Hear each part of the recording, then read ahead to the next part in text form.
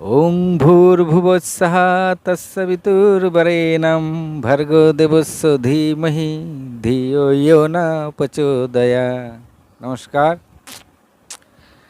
আমি আজকে এক অভাগী মায়ের ছেলে কি করে ব্রহ্মঋষি জ্ঞান পেল তার এক বিবরণ আজকে আমি আপনাদের কাছে দেব।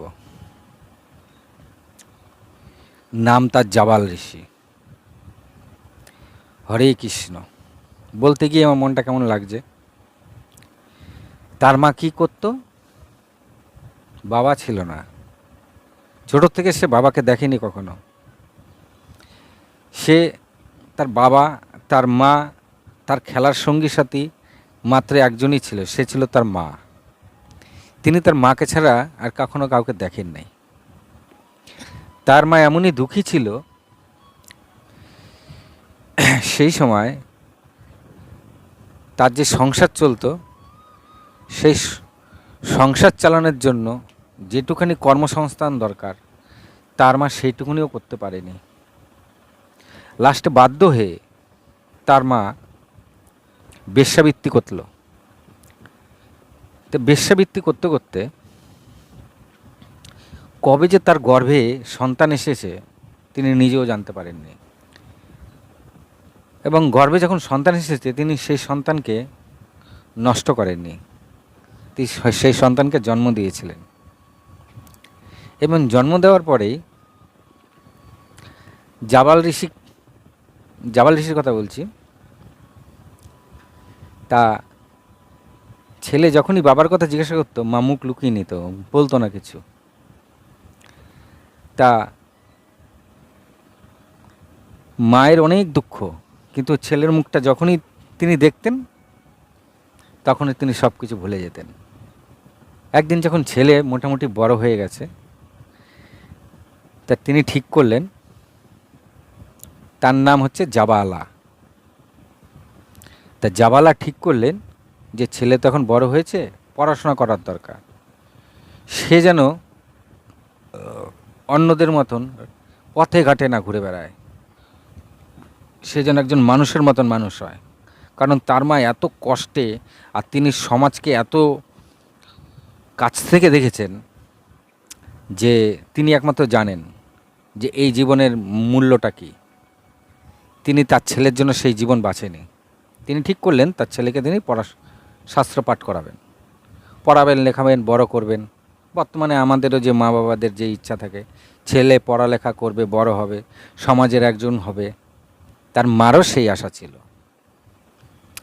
তা জাবালা তার ছেলেকে বলল, বাবা, সামনে যে আশ্রম আছে গৌতম ঋষির আশ্রম, তুমি ওই আশ্রমে গিয়ে গুরুকে বলো যে তুমি শিক্ষা করতে চাও। যদি গুরু তোমাকে রেখে নেয় তাহলে তো খুব ভালো হলো, তুমি ওখানে শিক্ষা শাস্ত্র পাঠ করো, বেদ অধ্যয়ন করো। আর জাবাল খুবই একদম সোজা সরল ছিল, সে বলে ঠিক আছে মা। তা জাবালা জানতো যে ছেলে চলে গেলে তার আর জীবনে কেউ নেই। তিনি যখনই খুব দুঃখে থাকতেন তখন ছেলের মুখটা দেখতেন, এবং ছেলের মুখ দেখে তিনি দুঃখটাকে ভুলে থাকতেন। আর ছেলেকে যখন তিনি ঋষির কাছে পাঠাচ্ছে, ছেলে তো বড় হবে কিন্তু তিনি তো একা হয়ে যাবেন, তার তো কোনো স্বামী নেই, আর তার জীবনটা তো পুরো বেশ্যাবৃত্তি করে কেটে গেছে। তাহলে একটা বেশ্যাবৃত্তি করা একটা মহিলার মনের মধ্যে কী কষ্ট থাকতে পারে, সেটা যে এই কার্য করে সেই একমাত্র বলতে পারবে। আমরাও হয়তো অত অনুভব করতে পারবো না। হরে কৃষ্ণ। মায়ের কাছে যা ড্রেসপত্র ছিল মা সেই ড্রেসপত্র ছেলেকে পরিয়ে দেয়।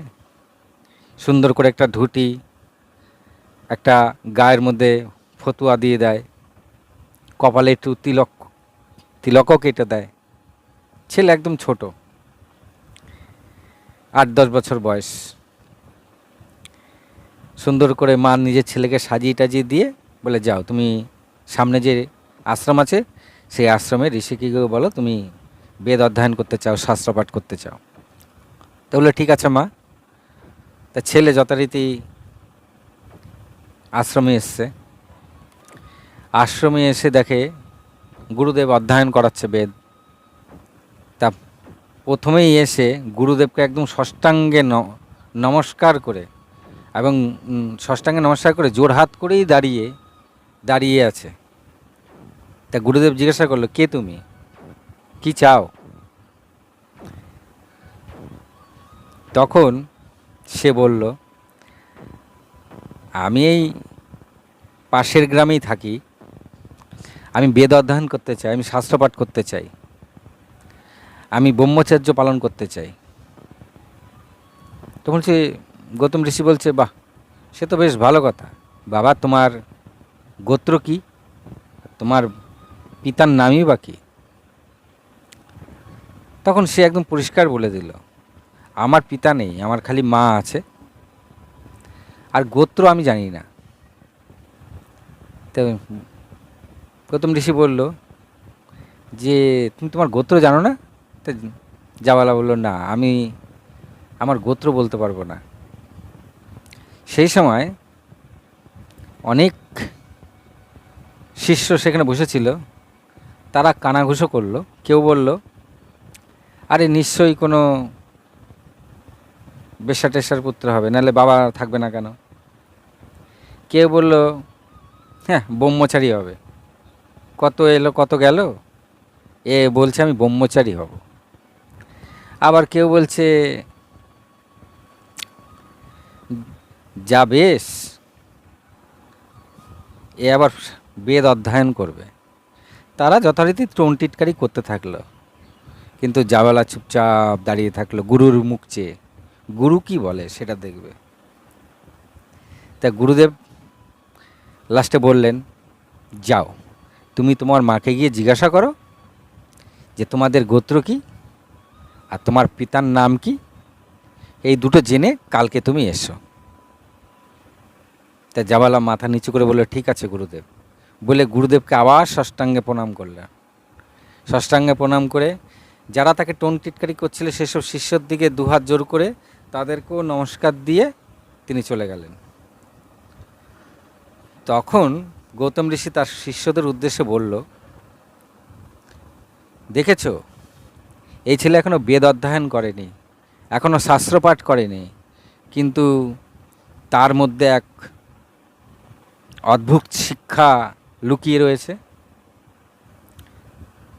তা তোমরা কি এখনও তাকে এরকমই বলবে? তার শিষ্যরা আর কেউ কিছু বলেনি, সব চুপ হয়েছিল। যথারীতি পরের দিনকে গৌতম ঋষি হোম টোম করে শিষ্যদের নিয়ে বসেছে বেদ অধ্যয়ন করতে। সেই সময় জাবাল আবার এসে আবার গুরুদেবকে ষষ্ঠাঙ্গে প্রণাম করেছে, করে আবার দু হাত জোর করে দাঁড়িয়ে আছে। তখন গৌতম ঋষি জিজ্ঞাসা করলো,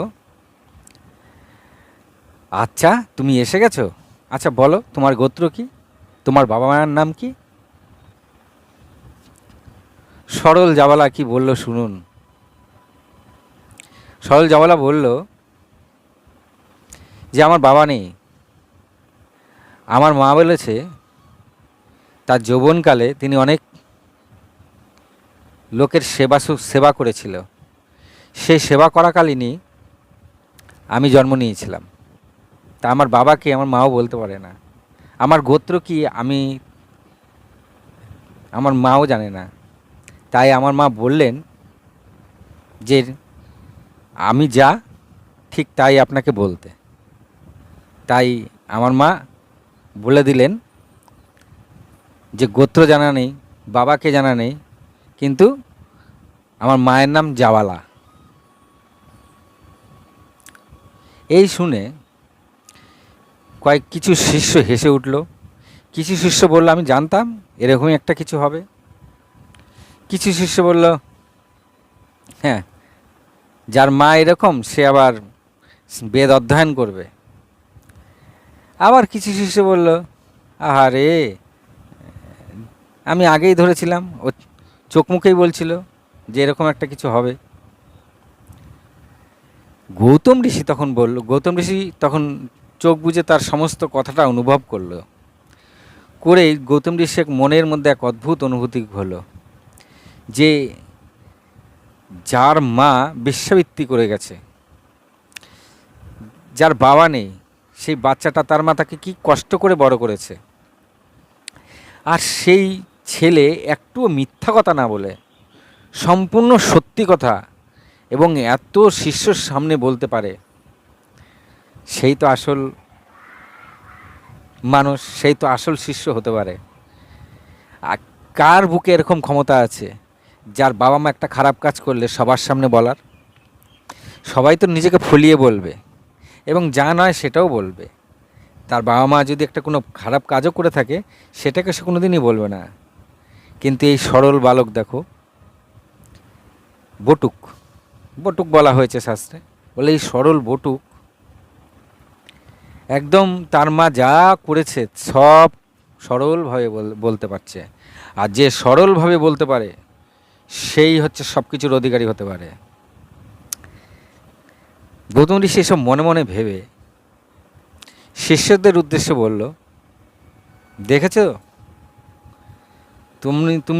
তোমরা দেখেছ, এই শিষ্যকে আমি এখনও কোনো শিক্ষা প্রদান করিনি, কিন্তু এই অকপটে সত্য কথা বলতে পারে। তাই আজ আমি এই শিষ্যর নাম দিলাম সত্যকাম। সত্যকাম নাম কে দিয়েছিল? গৌতম ঋষি। কেন? যে সে তার বুকে এত সাহস, সে তার মার ওই কর্মটাকেও সে সরলভাবে বলতে পেরেছে। এতটা সাহস কার আছে? এতটা সত্য কথা বলার ক্ষমতা কার আছে? এই কথা শুনে সমস্ত শিষ্যরা মাথা নিচু করে নেয়। সত্যই তো। কোনো শিষ্য বলল, আমি তো কোনো দিন পারবই না যে আমার মা যদি এরকম কোনো কার্য করে থাকে আমি সবার সামনে বলতে। এ তো কত সরল সহজ সাহস, সরল সাহস যে সে সত্য কথা বলতে পারে, এরকমভাবে সত্য কথা বলতে পারে। এরকম সাহস কার আছে? সাহস আপনার অনেক থাকতে পারে, আপনি মারামারি করতে পারেন, গাছ কাটাকাটি করতে পারেন, প্রচণ্ড শক্তি ধরতে পারেন, কিন্তু সত্য কথা বলার জন্য একটা আলাদা সাহসের দরকার আছে। সেটা একমাত্র গৌতম ঋষি বুঝতে পেরেছিল। শক্তি তো অনেক আছে, কাউকে যদি বলে যা একটা গাছ কেটে নিয়ে আসো, তার অনেক শক্তি আছে, সে একদম কুড়াল দিয়ে ঘপাঘপ গাছ কেটে নিয়ে চলে আসবে। কিন্তু কাউকে যদি বলা হয় একটা সত্য কথা বলার জন্য, এই সত্য কথা বলার সাহস কিন্তু সমান নেই। তো জাবাল ঋষি তখন বেদ অধ্যয়ন করেনি, সবে তিনি শিখতে এসেছেন, তখনই তিনি সত্য কথা বলার সাহস রাখতেন। গৌতম ঋষির এতে খুব ভালো লাগলো এবং গৌতম ঋষির পত্নীও এগুলো সব শুনছিলেন পাশে দাঁড়িয়ে দাঁড়িয়ে। গৌতম ঋষির পত্নী এসে জাবালার মাথাটা, বালক তখন, জাবালার মাথাটা হাতিয়ে দেন, দিয়ে বলেন, কি সরল, কি সহজ, কত সাহস, সত্য কথা বলতে পেরেছে। তখন গৌতম ঋষি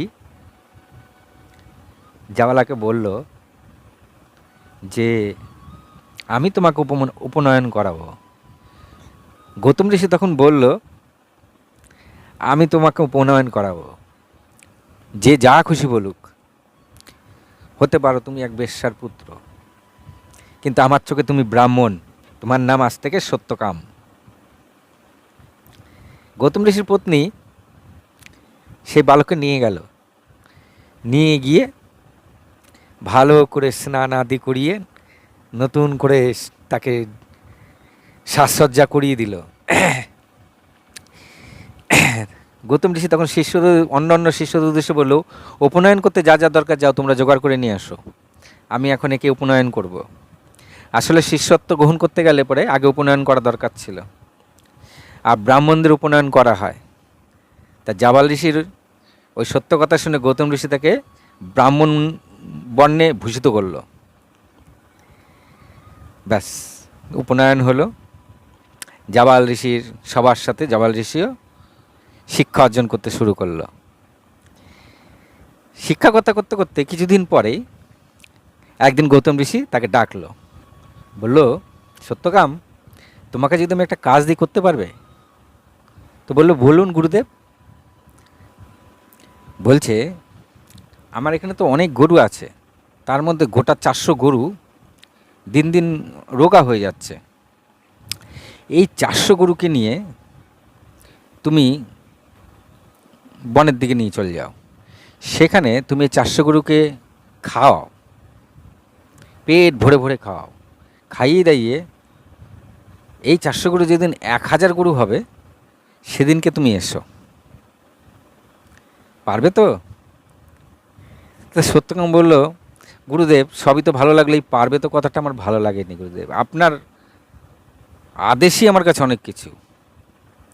পারবে তো কথা কেন বলছেন? আমি নিশ্চয়ই পারবো, আমি নিশ্চয়ই 400 গরুকে নিয়ে 1000 গরু করে নিয়ে আসবো। গুরুদেব তার মাথাটা হাতিয়ে দিলেন, এই তো চাই, আমি তোমার মতন একজন শিষ্য খুঁজছিলাম। জাবাল ঋষি খুব হাসি মুখে সেই 400 গরুর দায়িত্ব নিয়ে নিলেন।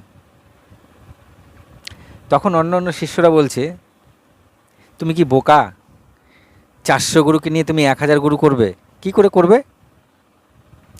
আবার কোনো শিষ্য বলল, ইস, তোমার নিশ্চয়ই খুব খাটনি পড়বে, আমার যদি পাটা ভালো থাকতো আমিও যেতাম। আবার কোনো শিষ্য বলল যে এই 400 গরুর ভাড়া আমাকেও দিয়েছিল, আমি করিনি। আমি কি করেছি, আমি 400 গরু নিয়ে পরের দিনকে একটা গরু বাঘে খেয়ে নিয়েছে, আমি একদম দৌড় মেরে বাদ বাকি গরু নিয়ে ঋষির কাছে চলে এসেছি। ঋষি তখন আমাকে খুব আদর যত্ন করে রেখে দিয়েছে আর বলেছে, ঠিক আছে, তোমাকে আর গরু চড়াতে হবে না। তা অন্যান্য ঋষিরা বলে, আমাদেরও দিয়েছিল, আমরা গরু চালানোর ভার এদিক ওদিক করে ছুতা নাতা দিয়ে বেরিয়ে গেছি, তুমি তো ভাই ফেসে গেছো। এই 400 গরু দেখো কেমন রোগা রোগা, এই 400 গরুকে তুমি কি করেই বা স্বাস্থ্যবান করবে, আর কি করেই বা 1000 গরু করবে। কিন্তু তাদের মধ্যে একটা শিষ্যটা বলল যে আমরাও গরু নিয়ে গেছি, কিন্তু আমাদের মুখ বেজার ছিল, কিন্তু সত্যকাম 400 গরুর ভার পেয়ে তিনি যেন আরো উজ্জ্বল হয়ে গেলেন। দেখেছো তোমরা এই ফারাকটা? জাবাল ঋষি এই সত্যকাম কিন্তু গরুর ভার পেয়ে একদম উৎফুল্ল হয়ে গেছিল, যারা অন্য অন্য শিষ্যরার মধ্যে একজন শিষ্য সেটা খেয়াল করেছে। তাই বলছে, আমার মনে হচ্ছে সত্যকাম কিছু একটা করবে, তাই হোক। তাই সত্যকাম বলল, ঠিক আছে, তোমরা কি কেউ যাবে আমার সাথে? অন্য অন্য শিষ্যরা বলল, না ভাই, বিয়ে অধ্যয়ন করে টাইম পাচ্ছি না, আবার এখন গরু চালালে আমার আরও দেরি হয়ে যাবে, আমি এমনিতেই 12 বছর হয়ে গেছে এখানে এসেছি। হরে কৃষ্ণ। অন্য একটা শিষ্যকে বললো, সে বলল, আমারও 12 বছর হয়ে গেছে, আমার এখনও বেদ অধ্যয়ন কমপ্লিট হয়নি, আমি যদি এখন গরু নিয়ে যাই কবে 1000 হবে। সত্যকাম হাসি মুখে পরের দিনকে গরু নিয়ে যাওয়ার জন্য রেডি হলো। তা গৌতম ঋষির পত্নীর স্ত্রী যথারীতি এলো, এসে সত্যকামকে হাতিপিতি বলল, বাবা পারবে তো? সত্যকাম বললো, হ্যাঁ মা, পারবো। তা গৌতম ঋষির স্ত্রী জাওয়ালকে মাথাটাকে সুন্দর করে হাতিয়ে দিল, দিয়ে সুন্দর করে তার হাতে তাকে ড্রেসপত্র দিল, আর অনেকগুলি খাওয়ার একটা পুটলির মধ্যে বেঁধে দিল। তা জাওয়াল কী করলো, সেটাকে কাঁধের মধ্যে ঝুলিয়ে নিল, তার মধ্যে অনেক খাওয়ার দিল গৌতম পত্নী। হাতে একটা লাঠি আর এক হাতে একটা কুমণ্ডল নিয়ে মাকে, গৌতম ঋষিকে নমস্কার করে তিনি 400 হাত গরু নিয়ে চললেন বনের দিকে। শুরু হলো দ্বিতীয় পর্ব, সেকেন্ড স্টেজ। গরু নিয়ে যেতে যেতে দিন যায়, হপ্তা যায়, মাস যায়, একটা ভালো জায়গাও পেল, সেখানে প্রচুর সবুজে ভরা। জাবাল ঠিক করলো যে এই জায়গাটা খুব সঠিক জায়গা হবে, এইখানে কখনোই গরুগুলির খাওয়ার কখনোই কমতি হবে না। তা সত্যকাম কী করলো, একটা ছোট্ট কুটির তৈরি করলো, সেখানে কুটির তৈরি করলো, সেখানে আগুন জ্বালাবার নানান ব্যবস্থা করলো, গরুদের জন্য সুন্দর ব্যবস্থা করলো টাকার।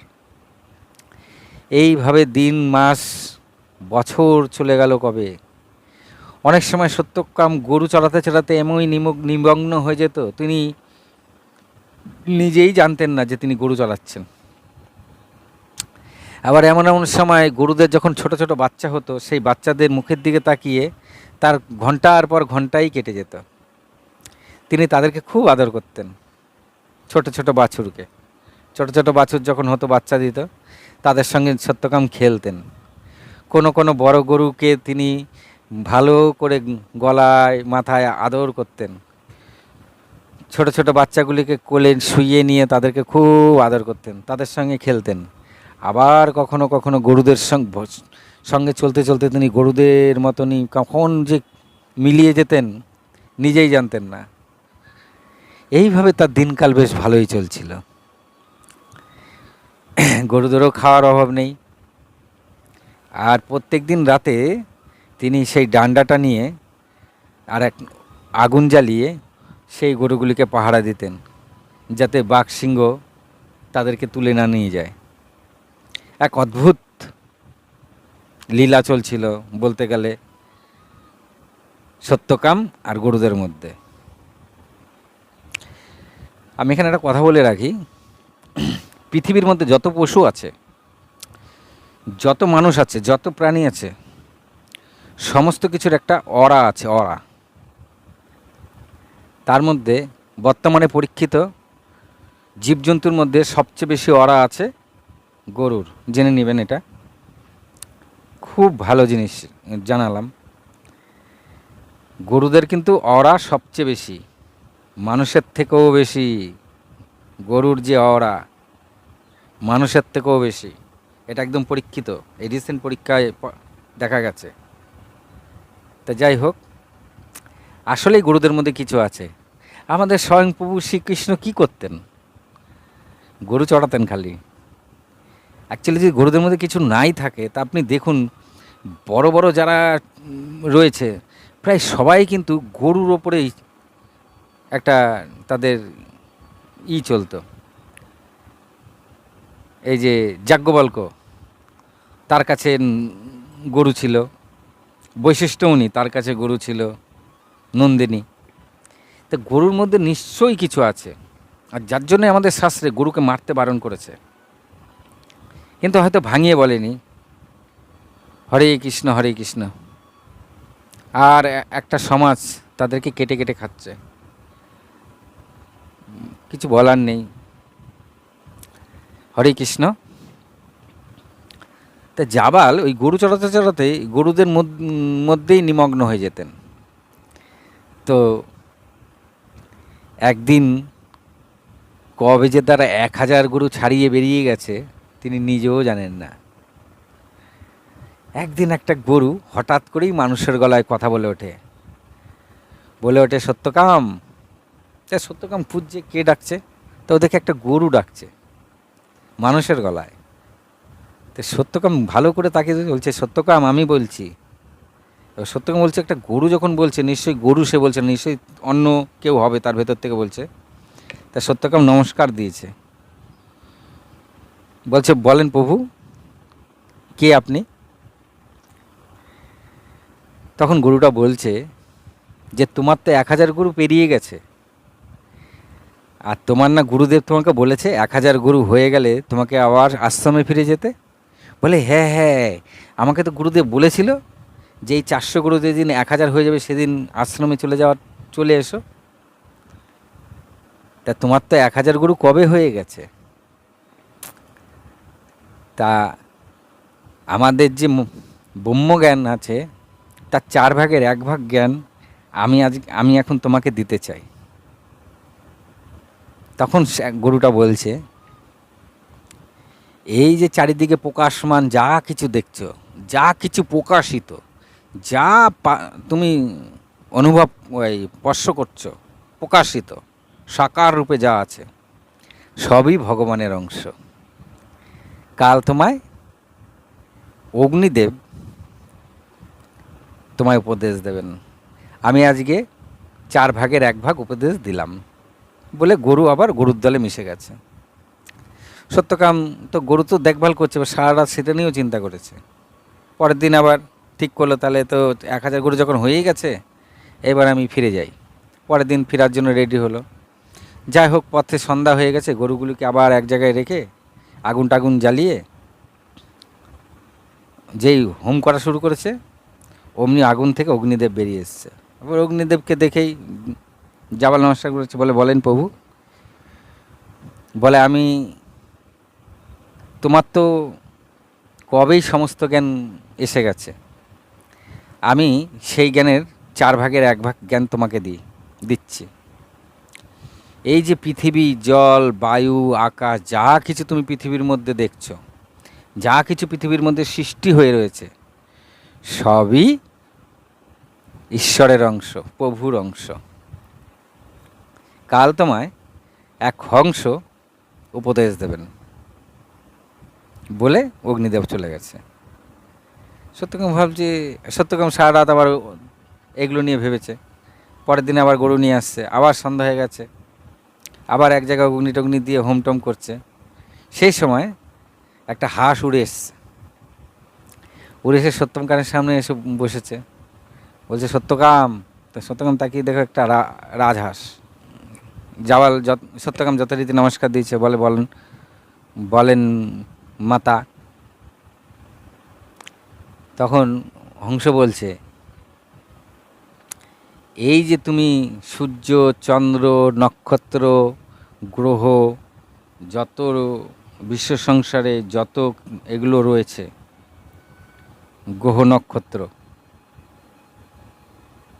এগুলো সবই ঈশ্বরের অংশ, প্রভুর অংশ। আমি 4/1 দিলাম, আর লাস্ট ভাগ তোমাকে জলে থাকা একটা পাখি দেবে। তা বলে ঠিক আছে, জাবাল নমস্কার দিল, রাজংশ চলে গেল। যথারীতি সত্যকাম গরু নিয়ে আসছে, সেদিনকেও সন্ধ্যা হয়ে গেছে, এখনও আশ্রম যেতে আরেকটু দেরি। তা সেখানে গরুগুলিকে রেখে আবার আগুন টাগুন জ্বালিয়ে বসেছে। তখন সেই জল পাখিটাই এসছে, এসে বলছে সত্যকাম। তখন সত্যকাম দেখেছে যে হ্যাঁ, একটা জল পাখি এসছে, তা নমস্কার দিয়েছে, বলেন মাতা। বলছে এই যে আমাদের দুনিয়ায় যে জ্ঞান রয়েছে, তার 4/1 আমি তোমাকে দিচ্ছি। বলছে এই যে তোমার শরীরে চোখ, নাক, মুখ, কান, পঞ্চ ইন্দ্রিয়, তোমার ভেতরে যে প্রাণ আছে, এই সব প্রভুর অংশ।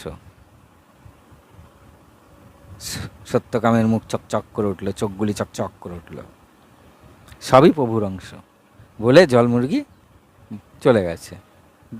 তা সত্যকাম যথারীতি তাকে নমস্কার দিয়েছে। এইবার সত্যকাম গরু নিয়ে আসছে, আর তার পেছনে তখন 1000 গরু নেই, অনেক, 1000-এর থেকে অনেক বেশি গরু রয়েছে, এবং প্রত্যেকটা গরু সে রুগ্ন নিয়ে গেছিল।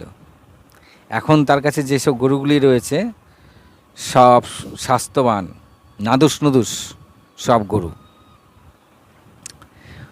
দূর থেকে গৌতম ঋষি আর অন্যান্য শিষ্যরা দেখছে কে যেন একজন প্রচুর গরু নিয়ে আসছে তার আশ্রমের দিকে। কিন্তু জাবাল তো সেই জাবাল নেই, অনেক বছর কেটে গেছে, সে এখন যুবক। অন্যান্য শিষ্যরা যখন আসছে, অন্যান্য শিষ্যরা সব সাইডে দাঁড়িয়ে গেছে।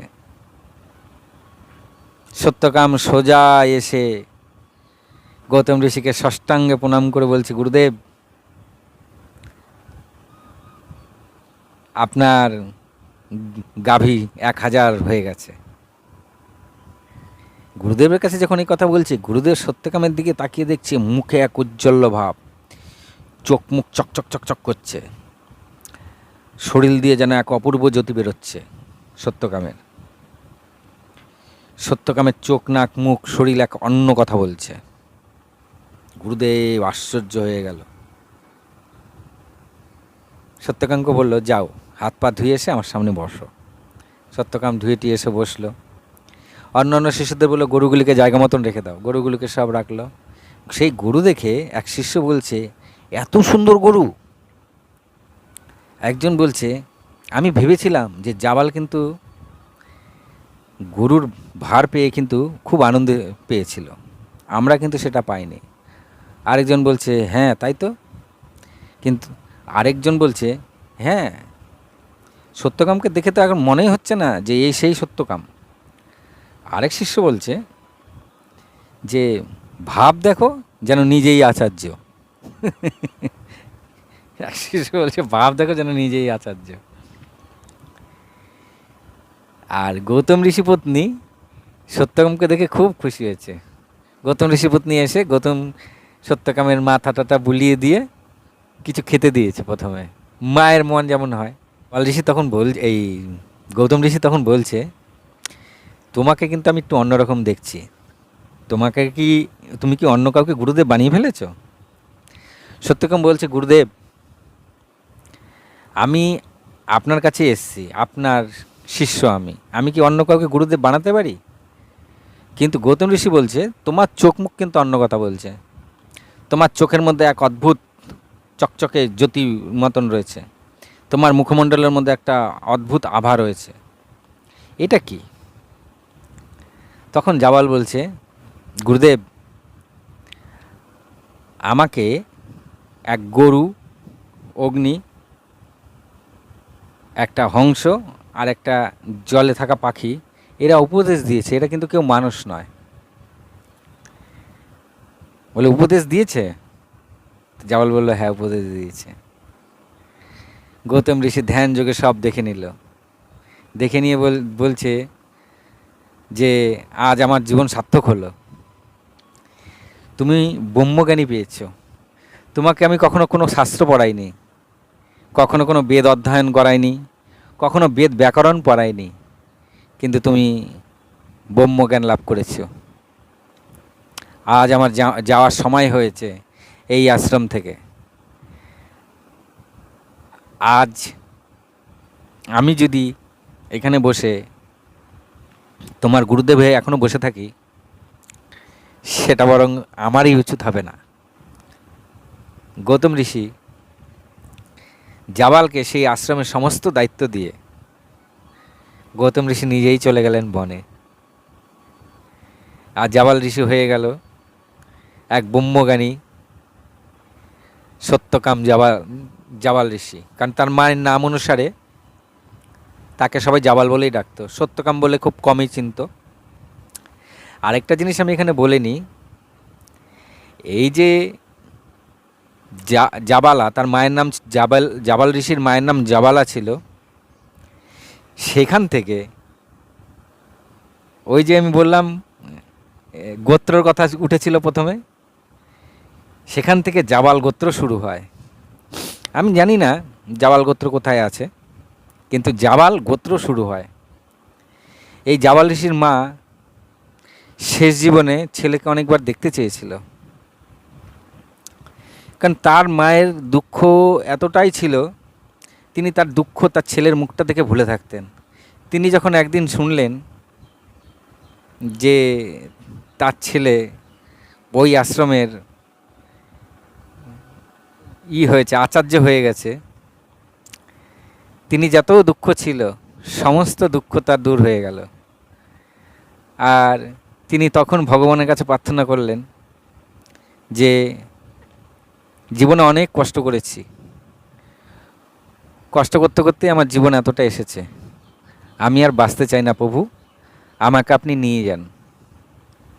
তা জাবালের মা কিন্তু কখনো আশ্রমে আসেনি। জাবালের মা একদিন তার ছেলে আচার্যর কথা শুনে তিনি খুব খুশি হলেন যে ছেলেকে তিনি মানুষের মতন মানুষ হয়েছে, এটা শুনে তিনি এত আনন্দ পেলেন যে তার যত দুঃখ ছিল তিনি ভুলে গেলেন এবং তিনি তার জীবনও রেখলেন। এই ছিল জাবাল ঋষির ঘটনা। কিন্তু কিছু কিছু জায়গা আমি হেডিং দেখে আমার এত খারাপ লাগে, আমি কিন্তু এরকম হেডিং দেব না, আমি হেডিং চেঞ্জ করে দেবো। কিছু কিছু জায়গায় আমি দেখি খুব খারাপ লাগে, হেডিংটা কি থাকে, বেশ্যার ছেলে জাবাল। এই হেডিংটা হিন্দুরাই এই জাবাল ঋষি সম্বন্ধে বলে, বাইরের লোক তার কেউ বলে না, কিন্তু তারা হেডিংটা এত বাজে দেয়, বেশ্যার ছেলে জাবাল, এটা মোটেই উচিত নয়। আমি আমার হেডিং চেঞ্জ করে দেব।